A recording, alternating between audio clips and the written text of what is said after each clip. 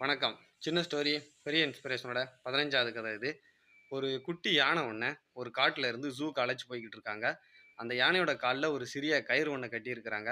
அந்த யானை தப்பிச்சு ஓட முயற்சி செய்து, தன்னோட அம்மாவ தேடுது, கத்துது. ஆனா என்னதான் முயற்சி செஞ்சாலும், அந்த யானையால அந்த சின்ன கயிற அத்துக்கிட்டு தப்பிச்சு ஓட முடியல.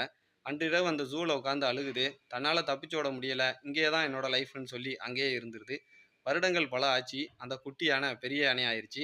எல்லாரும் பயப்படுற அளவுக்கு மிகப்பெரிய யானையா ஆயிருச்சு. ஒரு நாள் ஒரு சிறுவன் அந்த ஜூவுக்கு வரான். அந்த பெரிய யானைகிட்ட போய், "நீ இவ்வளோ பெரிய யானையா இருக்கிற. நீ ஏன் தப்பிச்சு ஓடலன்னு?" கேட்குறான்.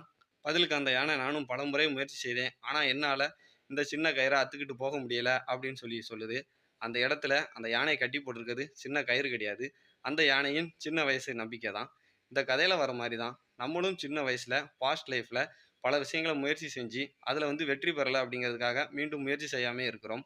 நம்ம சின்ன வயசுல தோல்வி அடைஞ்சோங்கிறதுக்காக மீண்டும் தோல்வி அடைவோங்கிறது கிடையாது. நம்ம முயற்சி செய்தா மீண்டும் வெற்றி பெறலாம். நம்ம மனசு வச்சா மீண்டும் நம்மளால வெற்றி பெற முடியும்.